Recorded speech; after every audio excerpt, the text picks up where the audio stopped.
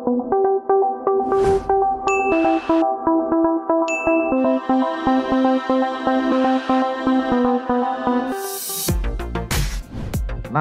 Solo Raya. Bahwa beberapa waktu yang lalu sebetulnya pernah muncul pemikiran untuk menjadikan Solo Raya itu menjadi provinsi baru. Saya agak kaget juga. Kalau jalan tol Jogja Solo jadi, ya Kartosura itu pasti macet. Jadi ekspor mebel melalui Eksora dari Solo itu sampai kehabisan kontainer begitu. Berarti potensi Solo memang besar sebetulnya kalau sinergi ini bisa dilakukan dengan lebih baik.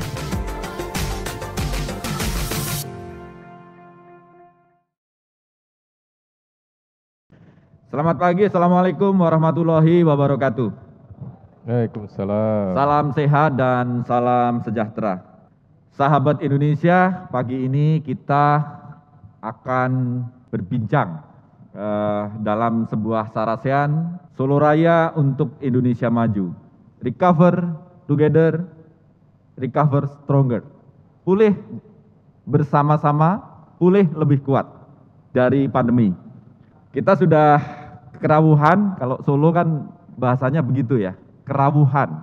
Sudah hadir para tokoh, para pembicara, sambil masih ada yang sedang dalam perjalanan, Pak Widiatmono, Pak Wimbo Santoso, Prof. Wimbo dari Otoritas Jasa Keuangan, kemudian Mas Wali, beliau ini populer dipanggilnya adalah Mas Wali, Mas Gibran Raka Buming Raka, kemudian Pak Toha sebagai yang mewakili Bupati Sukoharjo, Pak Haryadi, Ketua Umum Apindo, kemudian yang mewakili Bupati Klaten dan Sragen, serta Boyolali. Nah, hari ini kita akan membahas mengenai masa depan Solo Raya. Nasib Solo Raya untuk keluar dari jebakan pandemi yang sudah berlangsung 2 tahun ini. Kita mudah-mudahan akan mendapatkan pandangan-pandangan, gambaran-gambaran sinergi Solo Raya itu seperti apa. Sebagai salah satu dari 10 aglomerasi yang kita mengamati 2 tahun ini, dan terutama 1 tahun terakhir setelah ada Mas Gibran, Mas Wali menjadi wali kota Solo, banyak brand yang datang ke Solo, dan tentu saya tanya Mas Wali kemarin, brand itu datang dengan sendirinya atau diundang? Beliau bilang, saya undang. Saya undang, artinya memang brand datang ke Solo karena ada potensi yang besar di Solo Raya ini. Baik, untuk tidak berpanjang ya Mas Warmin. Iya.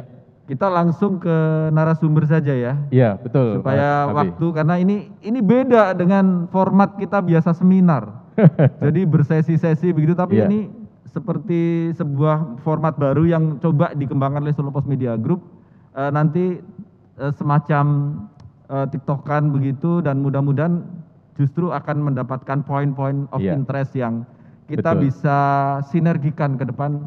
Harus seperti apa nih Solo Raya ini? Iya, betul Mas Abi. Mas Warmin, monggo. Iya. Jadi Bapak dan Ibu yang saya hormati, mohon aplaus untuk kita semua pagi hari ini. Ya. Kita semangat, kita optimis, walaupun pandemi masih ada, ya. Kita harus berkawan dengan pandemi. Jangan kita jatuh, jangan kita pesimis, jangan kita patah semangat. Dan sebentar, ini Pak Yuli, Pak Bupati Karanganyar. Sugeng Rawo Pak Yuli. Silakan Pak, langsung ke panggung Pak. Ya, dan tidak berlama-lama Bapak dan Ibu semua yang saya hormati, pada kesempatan yang pertama, nanti karena beliau sebagai salah satu figur utama dari industri di Indonesia, kita aturi yang pertama, Ketua Apindo, Pak Haryadi Sukamdhani, untuk menyampaikan paparannya Pak. Monggo Pak. Terima kasih Mas Warmin. Saya hari ini memerankan 2 peran. Tadi jadi komisaris utama, sekarang jadi ketua Apindo. Siap. Iya. Sebentar lagi jadi ketua PHRI. Iya. Saya Mas Wali, Pak Wimbo. Bapak Ibu sekalian, saya sebetulnya sudah menyiapkan presentasi, tapi karena melihat pembicaranya banyak, sepertinya saya lebih baik saya tidak memakai bahan presentasi, tapi saya langsung saja kepada poin-poinnya supaya kita bisa mendengarkan dari Bapak Ibu yang lain. Bapak Ibu sekalian yang kami hormati, selaku pengusaha yang memang asli dari Solo, karena almarhum kedua orang tua kami memulai usaha di Solo, dan mungkin jejak beliau yang cukup fenomenal dan mungkin sampai saat ini masih ada bisa dilihat itu adalah Pasar Klewer. Jadi Mas Wali Pasar Klewer itu dulu yang bangun adalah dari almarhum ayah saya dengan perusahaannya dulu, dan alhamdulillah sampai sekarang masih tetap ada. Jadi kami sebagai pengusaha Solo tentunya melihat bahwa potensi Solo ini sangat luar biasa perkembangannya, dan pilar yang utama di kota Solo Raya ini adalah terkait dengan industri manufakturnya, perdagangan, pariwisata, dan sekarang juga mulai adalah pendidikan. Itu yang kami lihat, dan juga ekonomi kreatif. Ekonomi kreatif juga tumbuh sangat baik. Nah, perkembangan ini Bapak Ibu sekalian tentunya membutuhkan suatu dukungan yang cukup luas baik dari sisi pemerintah pusat, perhatian pemerintah pusat, dan juga dari infrastruktur pendukung, termasuk di sini perbankan. Jadi yang kami melihat bahwa di Kota Solo ini mempunyai potensi yang besar terkait dengan total peredaran uang ataupun nilai tambah yang dihasilkan oleh Kota Solo. Dan ini juga didukung secara penuh oleh masyarakatnya yang relatif produktif. Jadi Kota Solo Solo Raya ini sangat didukung oleh etos kerjanya, masyarakatnya juga luar biasa. Dan ada hal yang juga menarik di Kota Solo ini adalah rasa soliditas di antara masyarakatnya juga cukup besar. Jadi saya mungkin ingin sedikit juga menggambarkan bahwa potensi masyarakat ini juga potensi yang besar. Pada saat grup kami Bisnis Indonesia masuk di Kota Solo 26 tahun yang lalu, hampir semua rekan di media bilang bahwa Solo itu adalah kuburannya koran. Tidak ada koran yang berhasil di Kota Solo.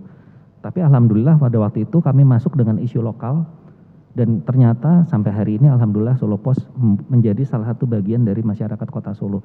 Jadi ini juga membuktikan bahwa soliditas masyarakat Solo untuk membangun daerahnya itu juga sangat besar.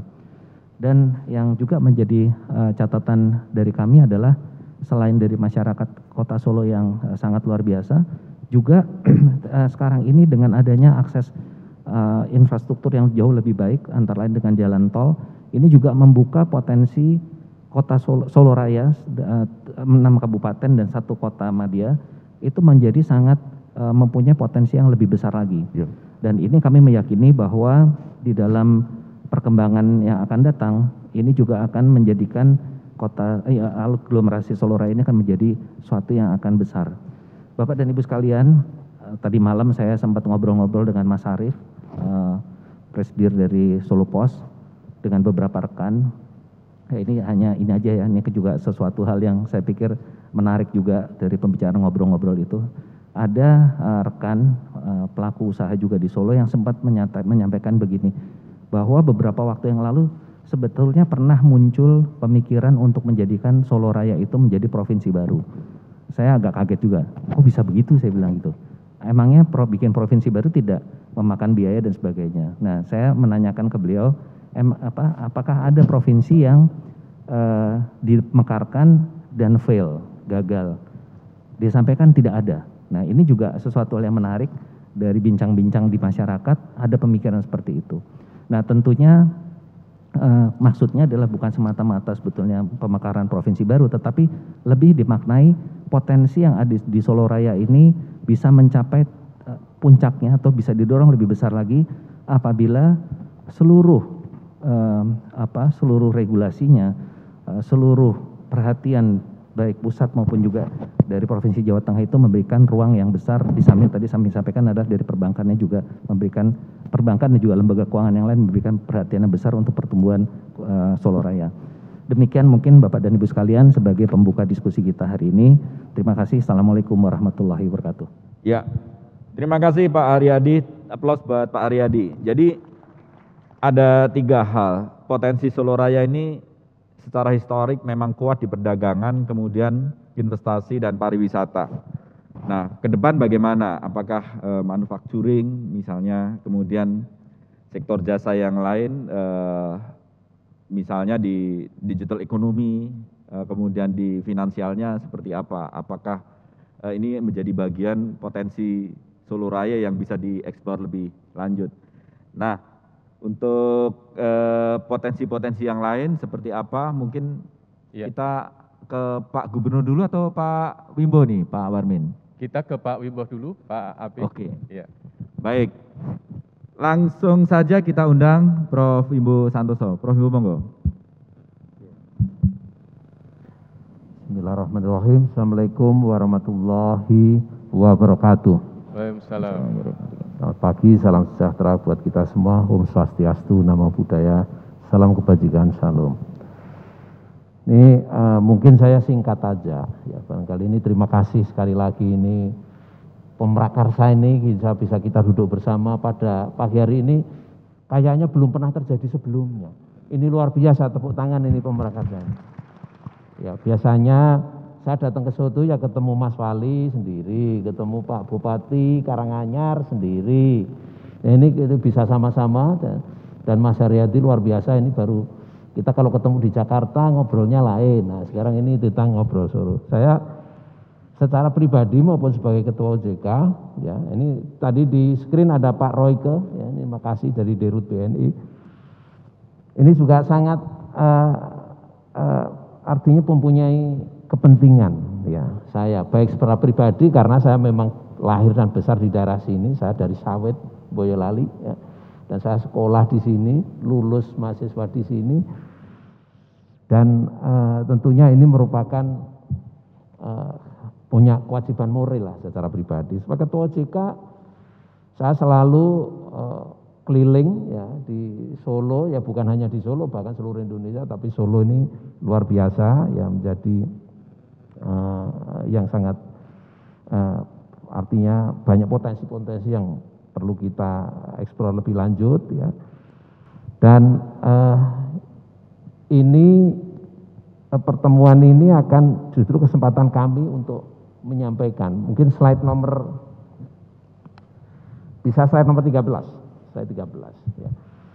Kita dalam membangun negara ini secara nasional ya kebijakan-kebijakan yang diterapkan ke seluruh daerah ini tapi kita tetap di masing-masing daerah itu mempunyai keunikan ya, mempunyai keunikan tersendiri ya.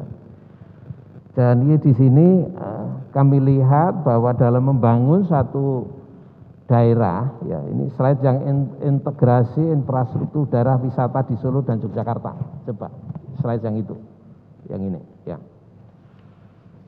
Dalam membangun kawasan, ya kita tetap memperhatikan keunikan masing-masing daerah. Ya. Dan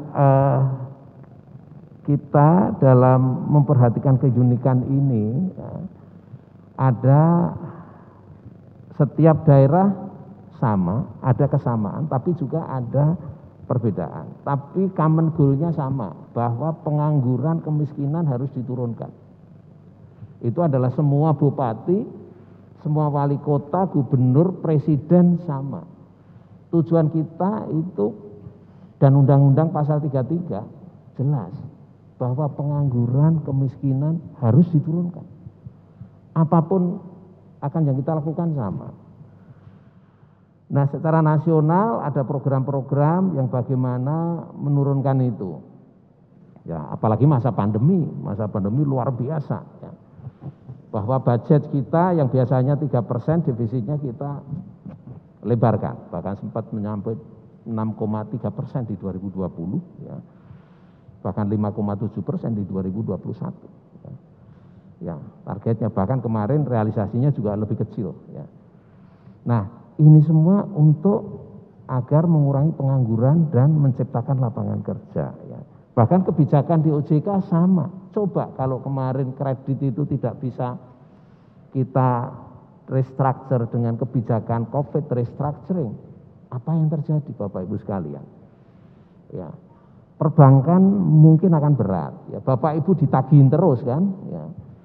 Nah ini menjadi tidak akomodatif untuk menurunkan pengangguran dan kemiskinan. Nah dalam hal konteks diskusi kita hari ini, ya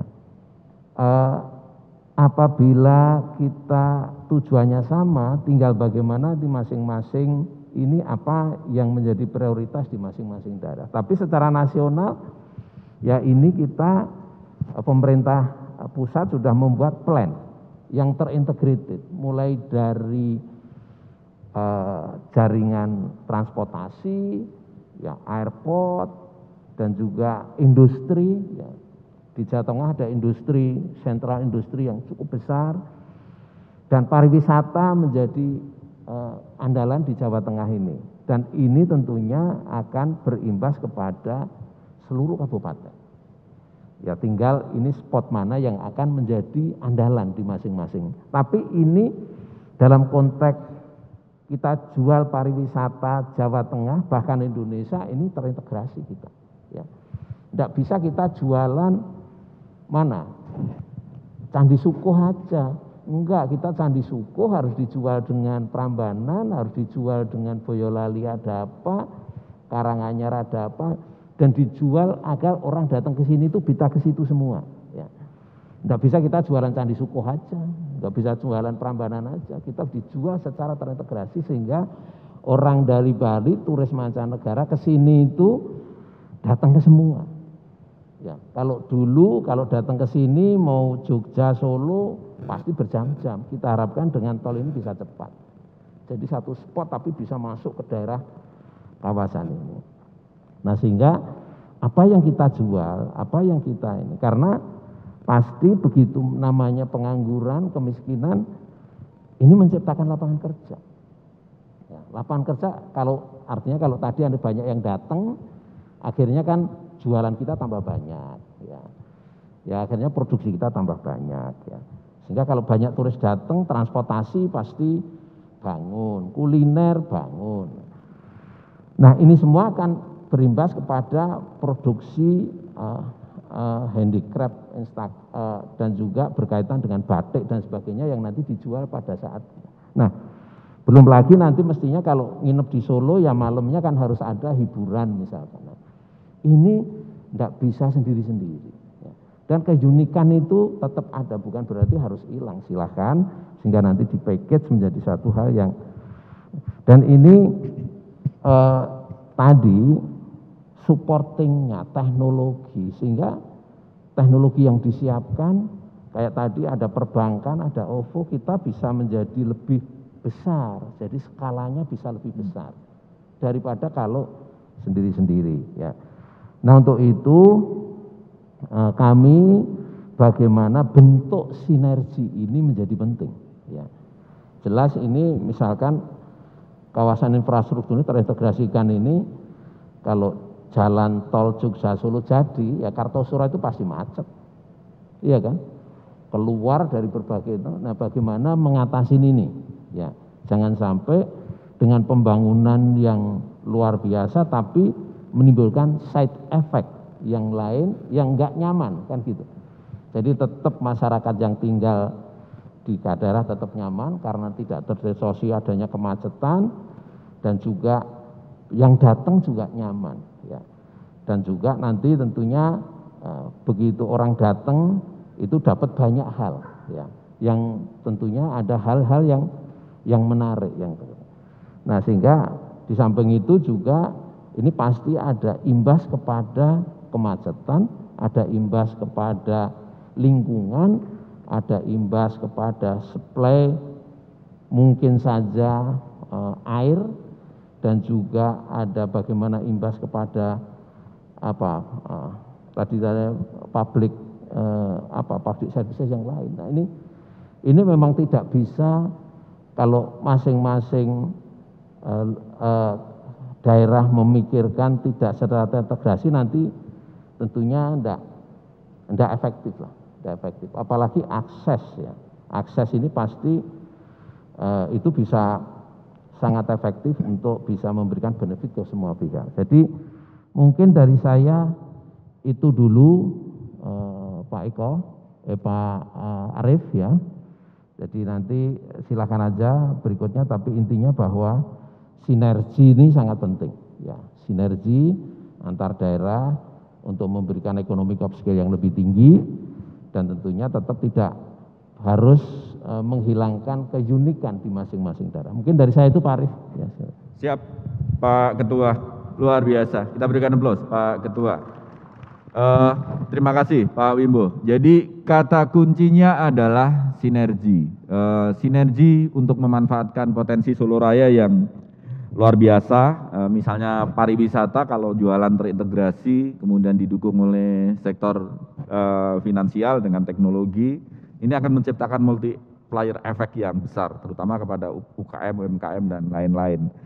Nah, kita akan menginjak kepada supaya nyambung ini campur tangan teknologi tadi di bagaimana peran sektor finansialnya, Ibu Bapak sekalian. Iya. Nah, sudah di Pak Abe, hadapan kita sudah ada kita ke BNI dulu, Pak Abe. Pak Royke. Pak Royke Tumilar Ya. yang sudah siap di Zoom, bisa dibuka di Zoom-nya, teman-teman. Pak Royke, monggo silakan.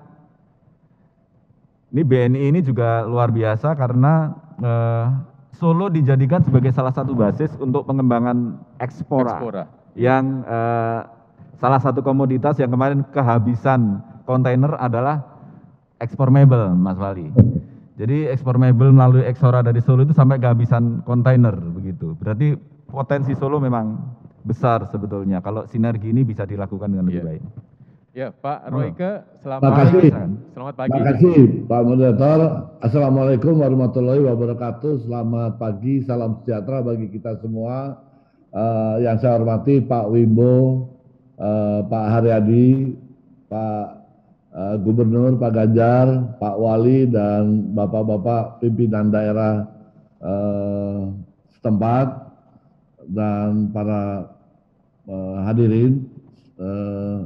Kami ingin menyampaikan beberapa hal aja mengenai terkait dengan Solo Raya ini. Memang tadi betul kami jadikan basis untuk salah satu tempat untuk pengembangan Ekspora, karena Ekspora ini adalah orkestrator untuk ekspor UMKM, dan kita akan sekarang kami lagi bangun juga dengan diaspora. Jadi sedikit aja sekilas kami sampaikan bahwa BNI kalau di Jawa Tengah walaupun dalam kondisi pandemi 2021 kita bisa tumbuh kreditnya year on year 5,5%. Namun di Solo justru pertumbuhannya 11,63% year on year di tahun 2021. Jadi luar biasa. Salah satu yang tertinggi. Nah, portfolio kredit kita untuk di Jawa Tengah, Solo itu kurang lebih ada 21,75%. Nah, memang kita akan memberikan perhatian banyak kepada UMKM di Solo Raya, tapi dengan berbasis digital. Karena memang kita lihat literasi keuangan di Solo ini cukup tinggi. Pertama, observasi kami dan berapa tahun-tahun yang lalu itu Slamet Riyadi itu mungkin paling lengkap perusahaan sekuritas yang kita lihat dan perbankan. Jadi secara literasi saya rasa Solo ini cukup maju, dan kami punya 2 kantor cabang pembantu yang kami sudah convert menjadi digital dan tidak ada masalah. Walaupun sebenarnya kami umpetkan teller, tapi ternyata ini berjalan baik yang kami lakukan perubahan di Solo dengan cabang model full mesin digital. Jadi sudah cashless yang kita lakukan. BNI memang terus mendukung untuk UMKM di Solo sejak kita launching di Oktober. Ekspora Solo Raya menjadi orkestrator dan fasilitator kegiatan ekspor UMKM. Beberapa memang kegiatan yang kami sudah lakukan, antara lain business matching dengan Korean Importer Association, juga dengan India Virtual Business Matching. Ini ada beberapa. Suksesnya memang kita sudah melihat bahwa BNI sekarang ini di Ekspora mengelola 101 nasabah yang berorientasi ekspor. Juga transaksi ada 24 nasabah yang transaksi rata-rata 25 juta dolar per bulan. Sejak Oktober kita bisa mendapatkan beberapa nasabah baru yang berorientasi ekspor. Ini kita lihat cukup prospektif untuk kita tumbuh kembangkan di Solo. Dan memang tadi yang saya sampaikan bahwa karena literasinya cukup tinggi mengenai digital juga menjadi salah satu target untuk pemekaran kami, pengembangan kami untuk digital banking. Kita memang Solo termasuk salah satu pengguna aktif user untuk BNI Mobile Banking, termasuk pembayaran atau penyaluran bantuan lainnya. Saya rasa itu kami tetap optimis bahwa Solo ini akan menjadi salah satu engine pertumbuhan ekonomi masa depan, terutama yang berbasis digital. Mudah-mudahan kita bisa banyak berkolaborasi dengan pemerintah daerah setempat, baik di Solo maupun di Jawa Tengah, karena dukungan pemerintah daerah dan para stakeholder ini penting untuk bagaimana kita bisa meningkatkan membawa para pengusaha-pengusaha kita untuk masuk di pasar global. Demikian paparan dari kami. Terima kasih. Wassalamualaikum warahmatullahi wabarakatuh. Waalaikumsalam warahmatullahi wabarakatuh. Ya, Kita baik, berikan terima aplaus. kasih. Ya. Ya. Tepuk tangan untuk Pak Royke Tumilar yang dari Jakarta, beliau menyampaikan paparannya. Ternyata angkanya cukup ini ya, berarti Pak Api ya. Dua kali. Dua kali lebih lipat ya. dari Jawa Iya. Tengah pertumbuhan di Solo. Iya. 5%, 11%, dan salah satu contoh tadi Ekspora itu menjadi akselerator dan orkestrator untuk pengembangan UMKM di Solo Raya. Dan kata kuncinya adalah bagaimana bisa kolaborasi dan sinergi dengan daerah-daerah di seluruh Solo Raya. Kalau 7 juta potensi pasarnya besar sekali nih Pak Walmin. Iya. Besar sekali. Nah, Bahkan secara populasi di atas Jogja ya kita ini ya. di atas Singapura malah atas kalau Singapura. kita mau pakai contoh negara. Artinya ini potensinya besar sekali kalau digitalizing di ekonomi ini bisa jalan begitu ya. Nah, kita langsung ke OVO barangkali Iya, ya. kita langsung ke OVO, ke Mas Kara. Mas Kara, Dirut Iya. OVO. Mas Kara kayak apa ya Mas Kara Nah. panggilannya? Monggo. Silakan Pak Kara. Terima kasih Mas Arief, Mas Moderator. Assalamualaikum warahmatullahi wabarakatuh. Selamat Waalaikumsalam. pagi, salam sejahtera untuk kita semua. Yang kami hormati Pak Wimbo, lalu ada Pak Ganjar, Pak Gubernur, kemudian Pak Haryadi, Mas Wali, Mas Gibran, dan Bapak Ibu Bupati dan Wali Kota, serta hadirin semua. Pertama-tama kami mohon maaf ini Bapak Ibu sekalian, Pak Wimbo, karena sebetulnya udah janjian sama Mas Arief. Mas Arief ini teman lama Pak. Siap. Mau udah janjian makan Tengkleng, tengkleng di ya? Pasar Klewer, tapi ada tamu tadi undang ke rumah ini Mas Omikron ini, jadi harus isolasi mandiri ini. Jadi mohon Mudah-mudahan maaf, lekas sembuh, Mas. mendadak batal ini ya. Ya.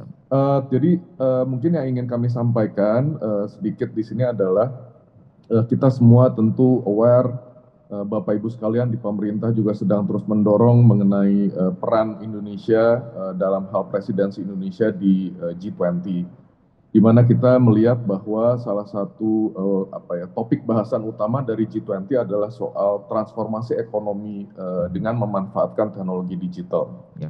Nah, yang akan kami paparkan berikut ini, Bapak Ibu sekalian, adalah kami melihat dan nanti kami akan memaparkan berbagai data bahwa Solo Raya menurut hemat kami, dan kami juga sedang terus ingin ikut berpartisipasi, kelihatannya bisa menjadi champion ataupun percontohan gitu ya dari salah satu pilar yang nanti akan dibahas di G20, yaitu transformasi ekonomi dengan memanfaatkan teknologi digital. Mungkin next slide, Mas. Jadi kalau dalam pengalaman kami, Bapak Ibu sekalian, kami melihat bahwa Indonesia ini sedang memasuki gelombang keempat dari transformasi digital.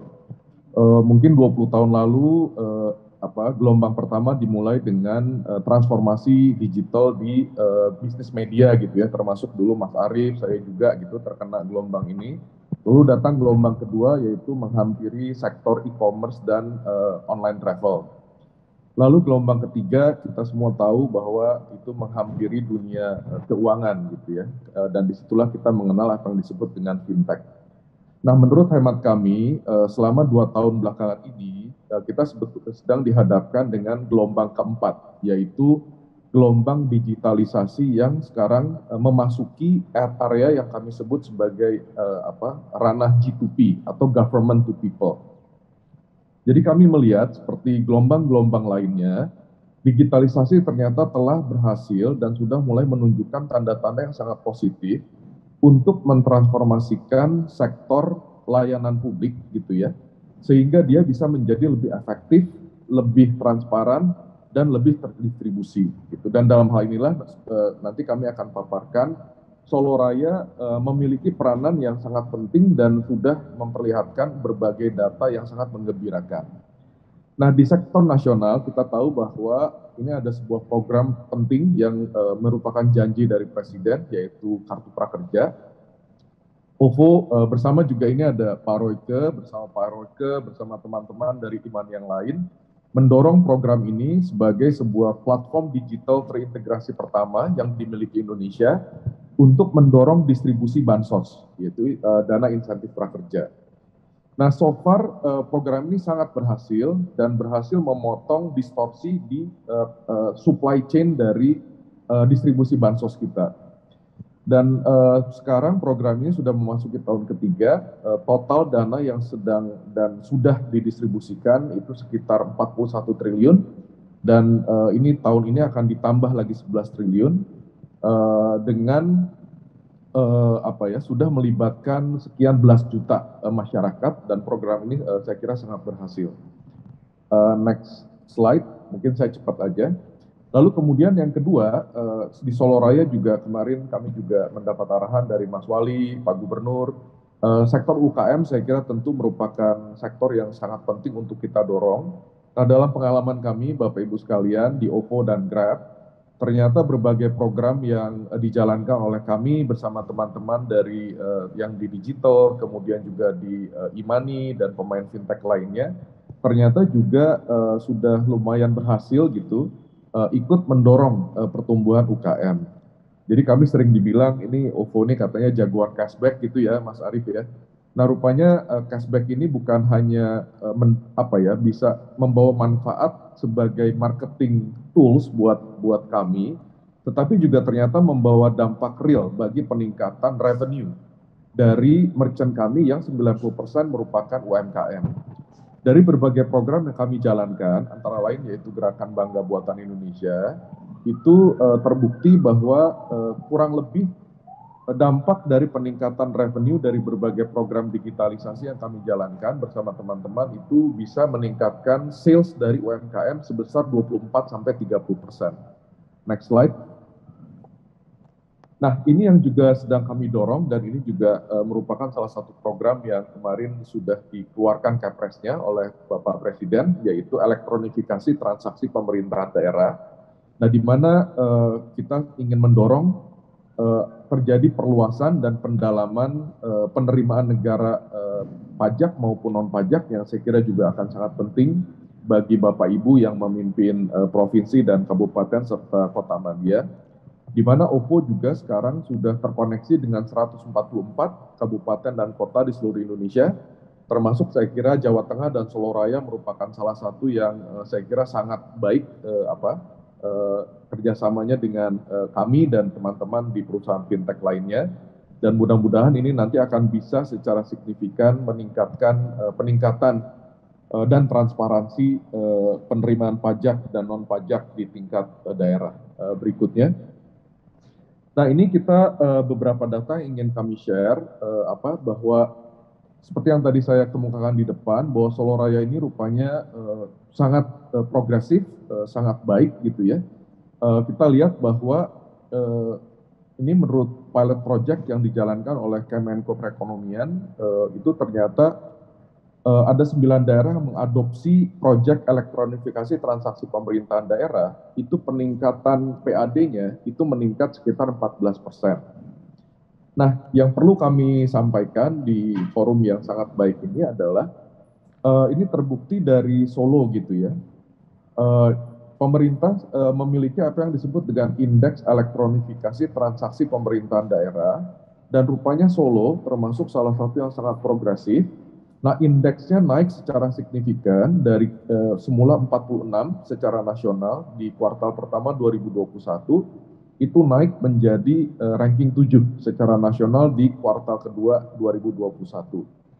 Nah, ini yang saya kira seperti yang tadi kami sampaikan, potensi yang sangat besar di Solo Raya ini untuk sekali lagi bisa memelopori dan menjadi percontohan bagi transformasi digital bagi perekonomian kita secara nasional, khususnya di gelombang keempat, yaitu gelombang digitalisasi di sektor layanan publik atau pemerintahan. Nah, ini slide terakhir mungkin, Mas. Ya. Nah, ini OVO dan Grab, nah ini juga melaporkan kepada Bapak Gubernur, Mas Wali, Bapak Ibu Bupati dan Wali Kota. Kami juga kemarin sudah melaporkan ke Pak Wali, kami memang bersama Grab ingin sekali bisa terus membantu Bapak Ibu di Solo Raya ini, dan di Solo kami sudah melakukan atas arahan Mas Wali kemarin digitalisasi pasar, dan juga membantu promosi dari pedagang-pedagang pasar termasuk UMKM, dan ini sedang kami perluas juga kemarin baru sudah progressing, yaitu kami juga sudah live pembayaran pajak daerah khususnya PBB dan Samsat di Jateng dan Sumut, dan mudah-mudahan insya Allah dengan dukungan dari Bapak Ibu sekalian, support dari OVO dan Grab bisa kami tingkatkan terus untuk bisa bekerja sama dan mensupport Bapak Ibu pimpinan daerah supaya kita bisa sama-sama memasuki gelombang keempat dari digitalisasi ini. Mungkin demikian Mas Arief, Bapak Ibu sekalian, apa yang dapat kami sampaikan. Sekali lagi terima kasih banyak. Wassalamualaikum warahmatullahi wabarakatuh. Ya, Waalaikumsalam. Terima kasih Chief Karania Dharma Saputra. Jadi sudah janjian tengkleng tapi nggak jadi karena harus isoman. Lekas sembuh Chief Karania putranya ya. Bapak Ibu sekalian, jelas bahwa kehadiran transformasi digital sebuah keharusan. Jadi bukan pilihan lagi, ini menjadi sebuah keharusan untuk mendorong potensi bagaimana UMKM, pariwisata, dan juga bahkan untuk meningkatkan kapasitas pemerintahan gitu ya. Bagaimana bisa masuk ke transformasi ini sejalan dengan G20. Nah, kita Mas Parmin, kita menunggu Pak Ganjar masih jam 10.30. Ya? Nah, kita mungkin ke Pak Mirza dulu. Oh iya. Para hadirin sekalian, sahabat Indonesia, ini Pak Mirza ini sebetulnya juga mau tengklengan juga di Solo sebetulnya. Solo ini salah satu yang terkenal kok tengkleng ya, padahal itu kolesterolnya tinggi. Pak Aryadi sebelah saya ini suka tengkleng juga. Tapi karena beliau lolos di shortlisted untuk 30 calon Dewan Komisioner OJK, dan hari ini assessment, jadi terpaksa membatalkan datang ke Solo. Tetapi kemarin kita minta untuk membuat taping ya, dan sudah dikirimkan tadi malam pandangan beliau mengenai potensi Solo Raya itu apa. Dari sisi Mas Mirza sebagai Ketua Umum Asosiasi Fintech Indonesia. Silakan panitia diputarkan rekamannya Pak Mirza Aditya Suara. Ini calon DK berikutnya, Pak Wimbo.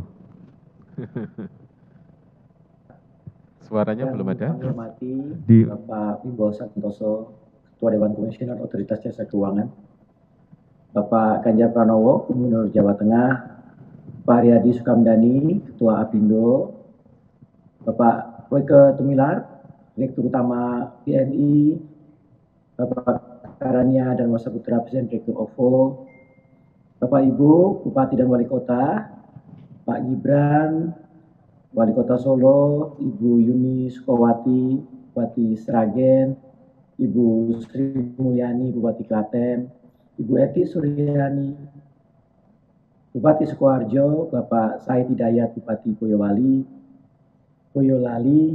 Bapak Joko Sutopo, Bupati Wonogiri, Bapak Juli Yatmono, Bupati Karanganyar, serta tuan rumah, Bapak Arief Budi Susilo, Presiden Direktur Solo Pos, Pak Suharmin, Direktur Bisnis dan Konten Solo Pos, serta pengusaha dan tokoh masyarakat Solo Raya, Bapak Seno Kusumo Harjo, dan Bapak Ibu sekalian, masyarakat Solo Raya dan para hadirin sekalian. Terima kasih banyak bahwa saya diundang pada acara pada pagi hari ini, yaitu Sarasehan Solo Raya untuk Indonesia Maju.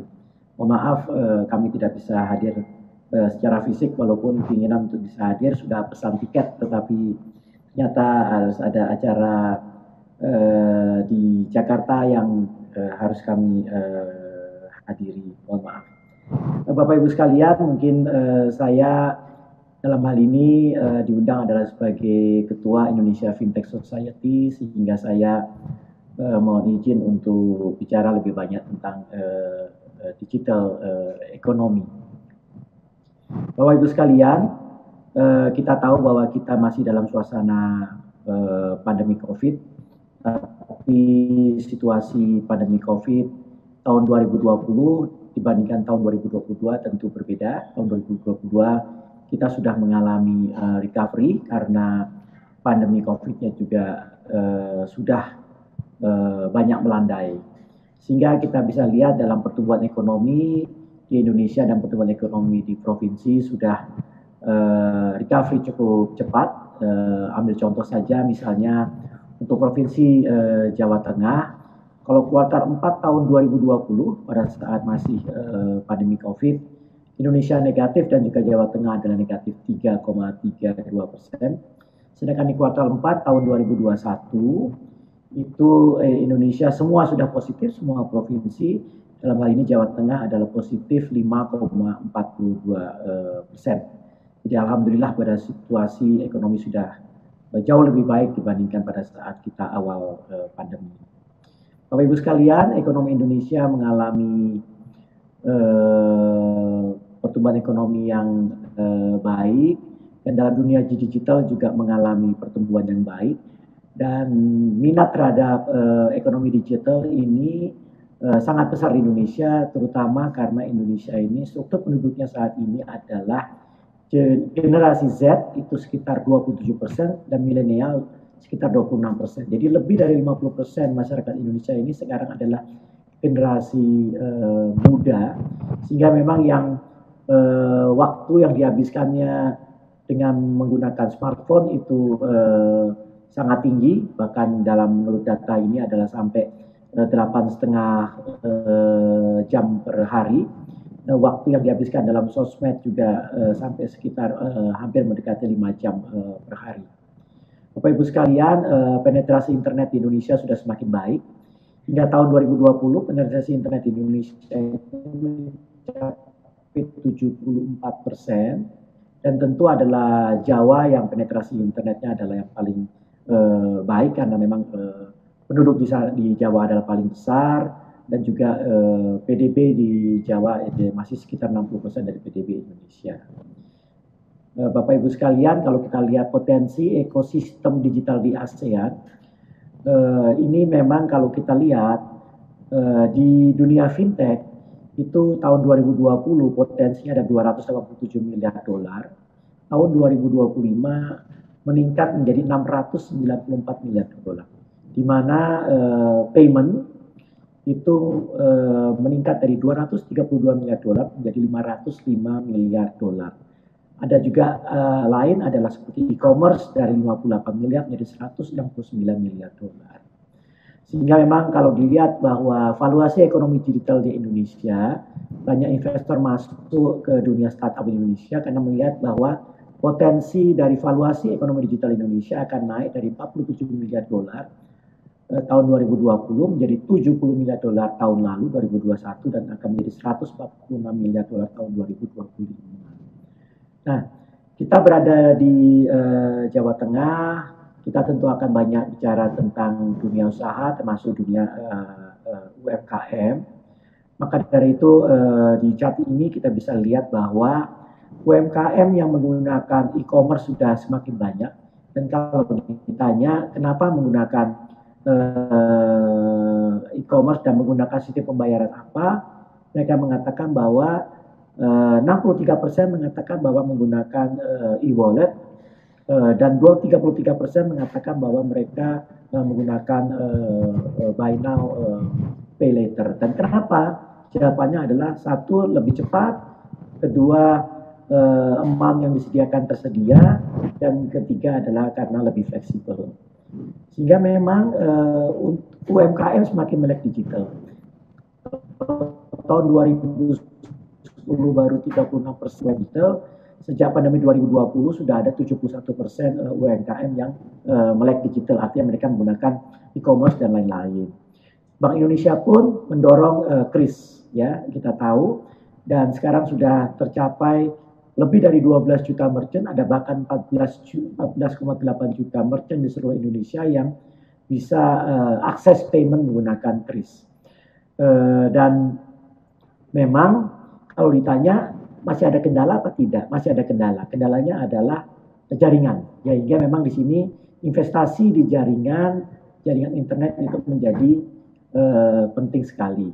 Hal lain kita lihat adalah pertumbuhan di P2P. P2P ini transaksinya cukup banyak tapi memang kecil-kecil. Tapi memang yang masih menjadi tantangan adalah memberantas P2P atau pinjol ilegal, serta kita harus bisa menurunkan bunga pinjol. Bapak Ibu sekalian, kalau kita lihat di Solo Raya, kami menggunakan beberapa data dari Bank Indonesia. Transaksi belanja online dengan kartu kredit itu mengalami peningkatan di tahun 2021, meningkat sekitar 10%. Sedangkan tren peningkatan penggunaan uang elektronik di halaman selanjutnya ini kelihatan bahwa perkembangan uang elektronik di Solo Raya juga meningkat, baik itu jumlah uang elektroniknya maupun volume belanjanya dari bulan awal tahun 2021 sampai akhir tahun 2021 peningkatan cukup banyak, bahkan sampai mencapai volume itu 7,5 juta. Bapak Ibu sekalian, kita juga lihat perkembangan kris. Berapa banyak merchant di Solo Raya yang sudah menggunakan kris? Kalau secara nasional ada 10 besar kabupaten kota dengan indeks transaksi Pemda tertinggi di Indonesia. Nomor 1 adalah Kabupaten Jemberana di Bali. Nomor 2 adalah Banyuwangi. Nomor 3 Kediri. Nomor 4 Tulungagung. Nomor 5 Denpasar. Nomor 6 Buleleng. Dan nomor 7 adalah Surakarta, di mana indeks transaksinya adalah mencapai 90%. Sedangkan kalau kita lihat di Solo Raya, Surakarta 90%, yang terendah masih adalah Wonogiri 54%, sehingga potensi dinaikkan besar. Sukoharjo 68% juga mempunyai potensi untuk dinaikkan besar terkait transaksi elektronikasi Pemda. Sehingga apa kesimpulannya? Satu, digitalisasi membawa manfaat besar pada perkembangan UMKM. Kedua, pembangunan infrastruktur digital, salah satunya penguatan kapasitas jaringan adalah penting sekali. Ketiga, perlu kita mendorong perluasan akses pasar bagi pelaku UMKM. Hal ini dapat dilakukan dengan fasilitasi atau pendampingan pelaku UMKM untuk masuk ke marketplace yang ada. Keempat, kapasitas SDM pelaku UMKM masih perlu untuk terus ditingkatkan dalam hal penggunaan media online dalam menjual produk jasa dan penggunaan teknologi. Tentu hal ini dilakukan dengan edukasi dan rekomendasi. Kita sekarang harus belajar kepada negara lain. Negara lain bagaimana? Kalau kita lihat di Sarawak, Malaysia, pengembangan Smart City menjadi prioritas pembangunan pemerintah Sarawak dalam menumbuhkan dan mengembangkan Sarawak Digital Economy. Di sana ada namanya Sarawak Pay, sebuah digital wallet yang dimiliki oleh pemerintah. Di sana digunakan oleh 490.000 pelanggan dan 60.000 UMKM. Di Hong Kong bagaimana? Di Hong Kong ada multimodality platform, merupakan sebuah platform di bidang transportasi yang dikembangkan oleh otoritas Hong Kong untuk mengintegrasikan berbagai moda transportasi, informasi perjalanan, pembayaran tarif dalam satu platform digital. Di Kolombia melakukan pertukaran data antara sektor keuangan dan operator telekomunikasi untuk mengidentifikasi rekening bank dan e-wallet dan memahami kesiapan masyarakat terhadap pembayaran digital berdasarkan akses konektivitas. Demikian Bapak dan Ibu sekalian, bahwa Indonesia perlu terus mendorong digital ekonomi, terus mendorong keterkaitan antara transaksi Pemda dengan digital ekonomi, mendorong keterkaitan UMKM dengan digital ekonomi, mendorong smart city, karena ini tentu akan membuat financial inclusion, akan mendorong pertumbuhan ekonomi, tapi tentu di lain pihak bahwa tetap kita harus memberikan edukasi terkait cyber risk, terkait pelindungan konsumen. Hal tersebut tentu harus kita dilakukan bersama antara regulator, industri, pemerintah, dan bersama masyarakat. Demikian, mudah-mudahan bermanfaat bagi kita semua. Terima kasih sekali lagi atas kesempatannya. Assalamualaikum warahmatullahi wabarakatuh. Waalaikumsalam warahmatullahi wabarakatuh. Terima kasih Pak Mirza sudah menyampaikan paparannya untuk kita semua. Dan tadi karena digitalisasi ini sebuah keharusan, dan kemudian satu yang ditawarkan adalah model-model best practice untuk Solo Raya. Saya jadi ingat mungkin someday di Solo itu kalau mau beli wedangan di pinggir jalan yang banyak itu kan wedangan gitu ya. Jadi nggak perlu cash, cukup di situ ada QR code ditempelin. Wah, jadi semuanya bisa ini seperti kalau kita keluar itu kaget-kaget. Mau beli di kaki lima aja nggak terima cash, kalau di China di kota-kota itu udah seperti itu. Nah ini mungkin bisa jadi catatan untuk kita semua. Waktu saya di Solo tidak panjang, 2024, sebelum 2024 harus selesai semua. Pasar mebel Gilingan akan kita bangun seperti IKEA, jadi nggak ada yang namanya penolakan-penolakan. Cuma ya lagi-lagi situasinya ini jangan terus bicara COVID. Saya bosen gitu kalau COVID.